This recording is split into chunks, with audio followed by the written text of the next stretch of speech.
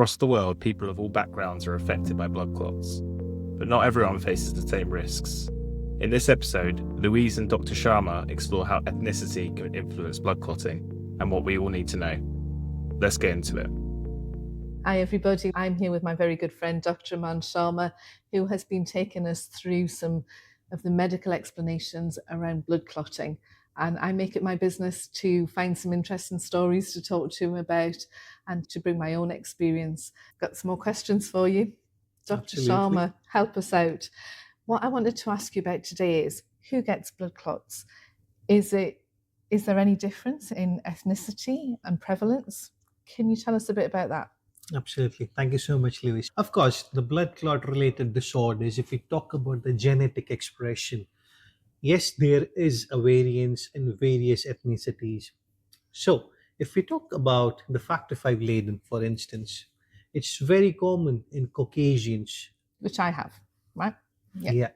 So, again, as per the ethnicity, as per the origin of your races, it does matter because few will have few risk factors and the others will have few. So, if we talk about in general, the Caucasians. And did you say we're more likely to have Factor V Leiden? Yes, so if we talk about the prevalence of Factor V Leiden deficiency, it is more common in the Caucasian population than the other ethnicities, of course. Okay, so does that mean people who are black, who are brown, don't have Factor V Leiden? Usually the prevalence is very less, but then when we talk about the other complications around, like for instance, having a blood clot disorder, or we call it as a venothromboembolism, the risk is particularly high in the Caucasians, but it's also high in the African American decent people. The reason for that, again, is not because they've got Factor V. They've got obesity, they've got cardiovascular problems, they've got hypertension, and this eventually affects in some way or the other for them to have a clotting disorder. Then we talk about the South American people. They don't have as high risk as the Afro Americans or as the Caucasians, but the risk is still there. So one person who is quite famous that has publicised the fact, or certainly hasn't hidden the fact, that she had blood clots is the former tennis player Serena Williams. In fact, I don't know if she's still playing. She might still be playing. Apologies, Serena. But where she actually had her blood clot was on the way to the Oscars. And as I read it, and I've only read this in magazines and things, but she was on the way, and obviously it must be really disappointing to think, I'm not feeling well enough to go to the Oscars. Huge event, and you're all dressed up and you suddenly feel like you're too unwell to go. But it's fortunate that she did then go and seek medical help instead of going to the Oscars, because she had a blood clot. And then she also had a blood clot later on in her pregnancies, or when she gave birth, as I understand it. So it's certainly not the case that you can't have a blood clot if you're not a white person. But what you've said, what I've taken from this, is the reasons why are likely to be different across different ethnicities. Yeah. In this very classic example, a person who is physically fit and active, really strong, right?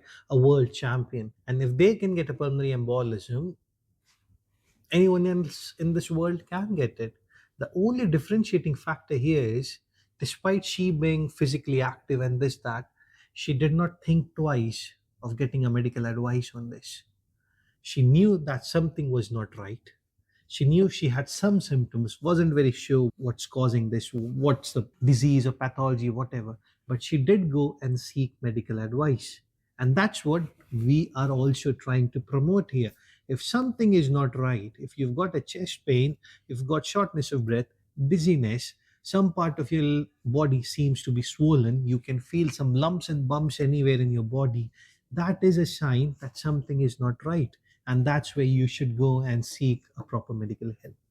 If we talk about people like me who from Southeast Asia, we've got a whole soul of different trouble, I would say, because we have a high risk of developing metabolic profiles, metabolic disorders, instance diabetes, hypertension, thyroid problems, and whatnot. So, if a South Asian person gets a clot, it's not going to be a genetic predisposition of him having a clot, but it's rather the lifestyle and the way his genes express.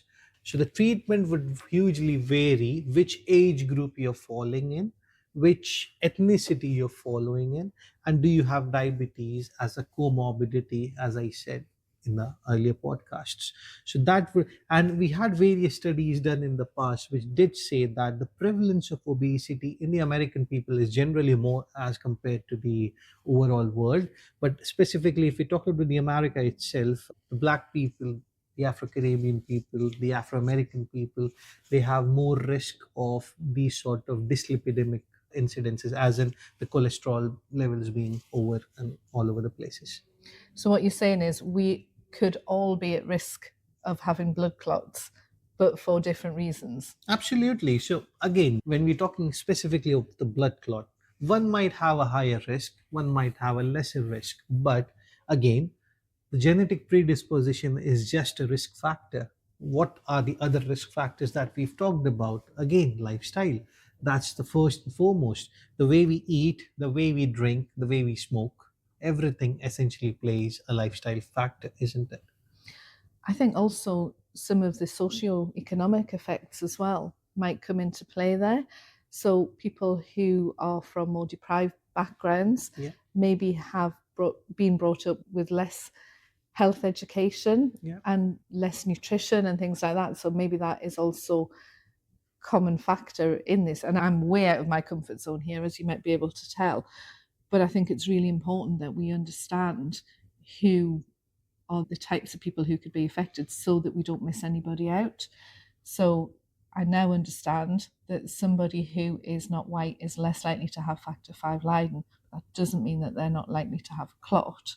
And so we need to make sure that they are being examined, treated, and screened in case it is a clot, rather than somebody thinking you can't have a clot because you're not of European descent. I think that's really important. But I think health inequality is prevalent, regardless how much we are trying to prove it's non-existent or we are taking care of it. But health inequalities in general is prevalent throughout the globe. So yes, preventive health is the way ahead, I would say. And so prevention is the same across all the ethnicities, would you say, to prevent a clot? Is there anything that is specific to any particular ethnicity other than being aware of those inequalities and making sure that education is available, making sure that families understand and looking out for things? What else can we do that is ethnicities or specific to a particular ethnicity? Very good question. So as I said, the disease profile depending on the ethnicities also varies. If we talk about cancer, you would see cancer is also more prevalent in the European population. Okay, reasons, many studies have shown different results, different causes and whatnot.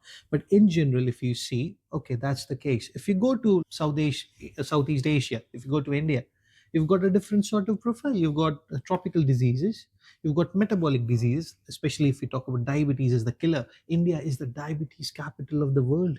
You Didn't won't know that. find any more number of patients.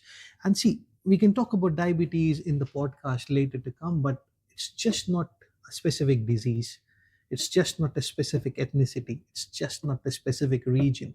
You will have disease some way or the other. Yes, keeping an eye on the symptoms, keeping regular checkups, doing the screening test. For instance, UK has amongst the most robust cancer screening tests, but yet people of different origins, ethnicities might not be able to do it. Like now, we've got a lot of influx of people from other countries. They do access the healthcare services, but they are not actively participating in the screening programs, which is not great because, again, disease and disease. Whereas the theme that we all are putting on Thrombo Watch is prevention, prevention, and prevention. I'm absolutely passionate about that because I don't think the NHS or any other health service can afford to support people as they become ill. They're living longer, but they're not living well. So I am an absolute advocate for making sure that we are operating in prevention as much as we possibly can. And that starts with education. It starts with living well. I think living well as far as everybody can around nutrition, sleep, exercise, as we've talked about, hydration, all of those things just stop any of us developing illness is what we really need to be doing. So that should be all for this podcast. We'll see you in the next podcast very soon.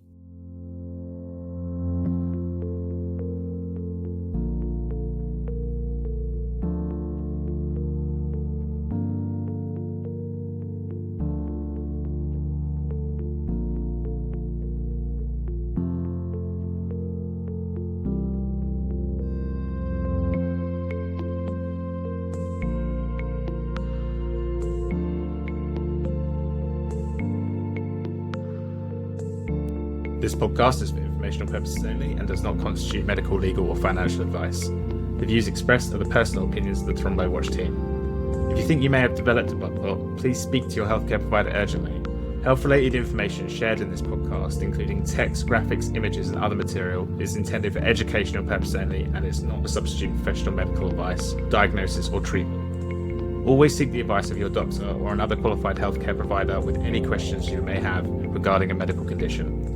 If you believe you're experiencing a medical emergency, call 999 in the UK. For less urgent support, call 111.